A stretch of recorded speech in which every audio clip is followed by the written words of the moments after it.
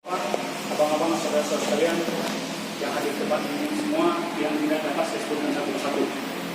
Untuk mempersingkat waktu pada siang hari ini, mari kita sama-sama mengucapkan puji dan syukur kepada Tuhan Maha Kuasa di mana kita dapat berkumpul di tempat ini tanpa sudah laksanakan sebelumnya.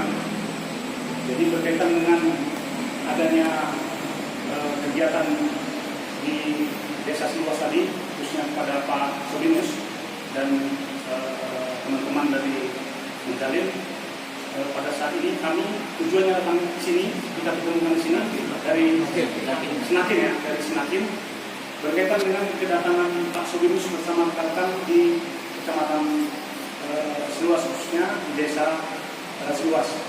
Nah, berkaitan dengan itu, kenapa kami tadi langsung telepon kepada Pak Sobinus melalui Pak Kapolsek? Karena situasinya di sana tidak memungkinkan untuk di sana kita berkomunikasi. Makanya tadi saya sampaikan agar Pak Sobinus bersama kawan-kawan datang ke Bengkayang. Saya bilang tadi ke Polres. Tapi kenapa tidak jadi ke Polres? Karena di sana lagi ada rapat di ruangannya, sehingga tidak memungkinkan untuk kita di lapangan karena panas situasi. Jadi saya sudah komunikasi dengan Pak DAD Kabupaten untuk kita melaksanakan pertemuan di sini untuk menumpang lepas bentar.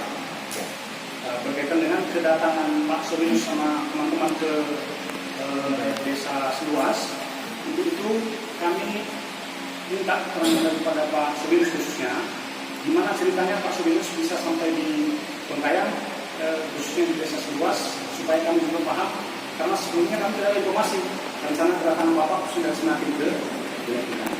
Begitu Pak, kami usahakan untuk Pak Sobinus untuk menyampaikan. Jadi kan kita hadir kata baiklah, terima kasih. Hadir kata lino bacuran minta saruga basengat tak jubata. harus. Terima kasih yang bisa hadir. Tidak bisa saya sebutkan satu persatu nih. Saya ucapkan selamat datang, selamat bertemu. Jadi sesuai dengan arahan Bapak, kenapa kami datang di sini? Apa sebenarnya? Baiklah, kalau memang itu yang diminta, kami akan jelaskan. Pertama, waktu itu kami tidak tahu persis tanggalnya berapa.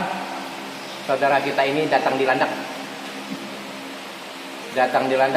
Menemui kita langsung di sekretariat kita. Tidak tahu dari mana mereka ini tahu bahwa itu sekretariat kita. Yang jelas mereka ini langsung kontak dengan sekretaris kami, Pak Asdiwar. Langsung mereka by phone dan mereka pun datang di Landak.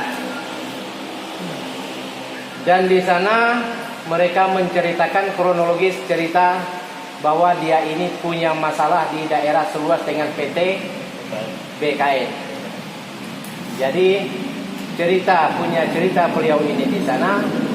Beliau betul-betul minta bantu, minta tolong ke kita, dan mereka tidak mengharapkan apa-apa dari kita sebenarnya, hanya minta bantu saja karena ini menyangkut daya.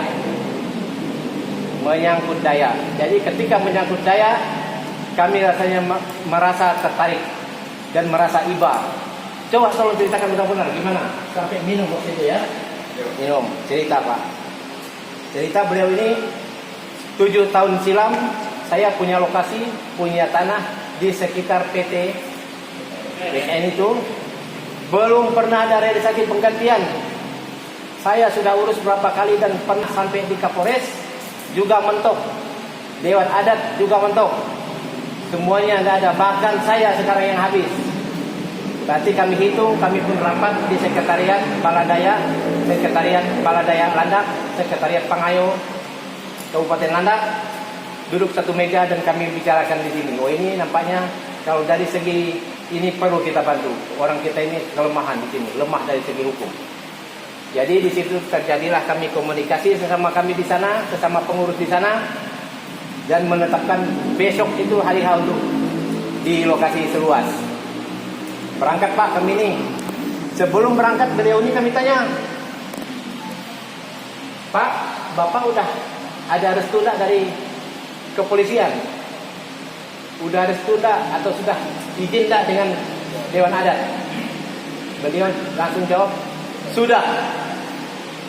Jadi atas dasar ini Pak, kami ini bukan membela apa-apa, bukan kami merongrong tugas kami di sini, tapi betul-betul membela dayanya. Kalau memang dayanya ini kita biarkan hak-hak dia dirampas kayak begini, ceritanya sebenarnya kenapa kita yang ini tidak mau bantu dia? Ada apa? Apa masalahnya di di kecamatan ini atau kabupaten Bengkayang ini? Permasalahan kawan kami ini, rekan kami ini tidak bisa diselesaikan. Ini sudah 7 tahun. Bahkan mereka ini datang, ada lagi bawa pengacara. Tidak perlu saya sebutkan siapa pengacaranya. Montok di tengah jalan. Ada apa ini? Makin berprasangka lain Pak kami ini. Ini satu-satunya suku kami juga di sini, dan kami tidak boleh diam. Kalau menyangkut suku, memang apapun kami habis-habisan juga. Jadi kami datang di sini Pak. Jadi kami datang di sini bukan tidak lapor, karena kami tanya beliau udah lapor, makanya kami masuk. Kami masuk ke lokasi langsung. Kalau begini perusahaan dengan kita berurusan. Karena perusahaan selama 7 tahun tidak bisa komunikasi dengan kamu, sekarang kita akan reaksi, tutup jalan. Itu ceritanya Pak. Setelah kami tutup jalan, datanglah di situ Pak Kapolsek, datanglah di situ ada putusan dari Polres juga, komunikasi Dewan Adat juga ada di situ komunikasi Pak. Dari situ mereka menjelaskan ke kami ini bahwa teman kami ini belum pernah lapor di kami. Wah, jadi kami ini serba susah jadinya posisi kami Pak hari ini. Bagaimana posisi kami hari ini? Nah, jadi mereka ini sebenarnya minta penjelasan. Kami ini pun juga demikian sebenarnya ke perusahaan ini. Tapi karena situasi tadi begitu lain, ya kami juga pun mengambil sikap dengan Pak Kapolsek. Bagaimana barang ini kita urungkan dulu. Walaupun dalam keadaan panas Pak waktu itu. Tadinya waktu panas, ya Pak kan itu sebenarnya nggak bisa lagi karena dah dari rumah dah pasang adat kita ini Pak, datang di sini dah siap tempur, bahasa kami itu. Tapi syukurlah mereka ini masih mau nurut dengan bahasa saya. Kita coba tolong berpikir dulu sebentar. Ini kita pending, jalan kita buka sedikit, nanti kita urusan di Polres. Sampai di situ Pak, yang bisa saya sampaikan. Nanti kita mungkin sharing barang ini, kita tidak perlu banyak bagaimana. Kalau memang urusan pribadi beliau, kalau menurut kami dengan perusahaan, kalau memang belum beres, kalau memang beliau ini, kami siap kawal sampai kemanapun, kami siap kawal barang ini dari bala-bala yang ada di lada ini. Jadi begitu Pak. Jadi adil katarino pacuran kasauda pas sengat kat di bata.